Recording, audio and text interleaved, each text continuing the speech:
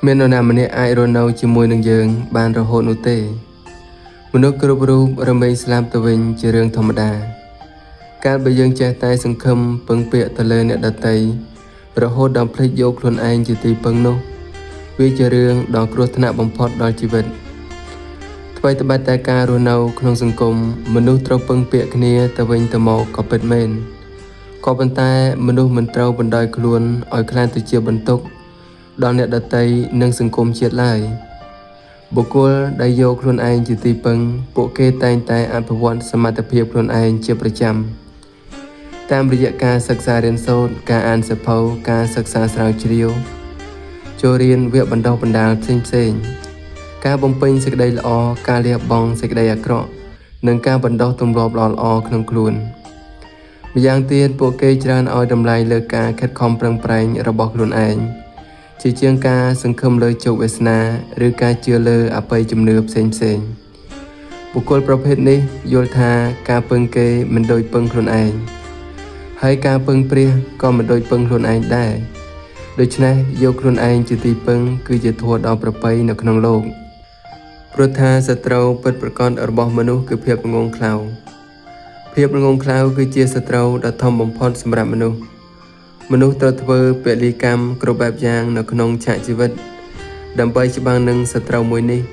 ប្រសិនបើគេមានឆន្ទៈចង់ក្លាយខ្លួនទៅជាទីពឹងសម្រាប់ខ្លួនឯងសម្រាប់អ្នកដទៃនិងសម្រាប់សង្គមជាតិមែនទែនទៅសត្រូវមួយនេះនឹងកាន់តែមានអានុភាពឡើងនៅពេលដែលមនុស្សមានអំណួតលើការចេះដឹងរបស់ខ្លួនឯងដោយលែងបន្តការសិក្សារៀនសូត្របន្ថែម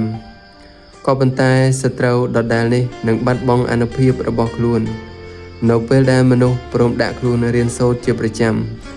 និងកាត់បន្ថយអំណួតលើការចេះដឹងរបស់ខ្លួនឯងនៅក្នុងបច្ចុប្បន្ន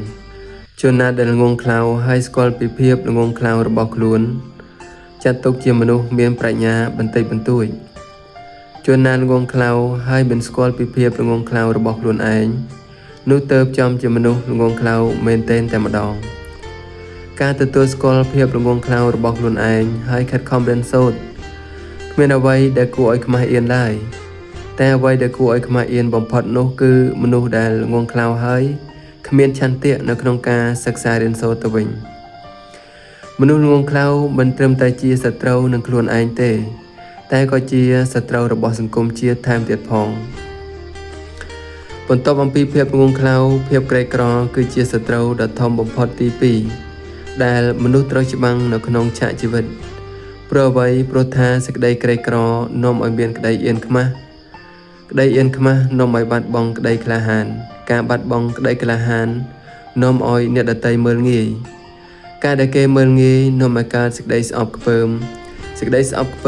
នាំឲ្យកើតសេចក្តីទុក្ខសោកនាំឲ្យអប្រាជ្ញាការអប្រាជ្ញានាំឲ្យដល់នូវសេចក្តីអន្តរាយអ្វីទាំងអស់អនិច្ចាក្តីក្រីក្រហើយនេះជាប្រធាននៃសេចក្តីវិន័យគ្រប់ប្រការ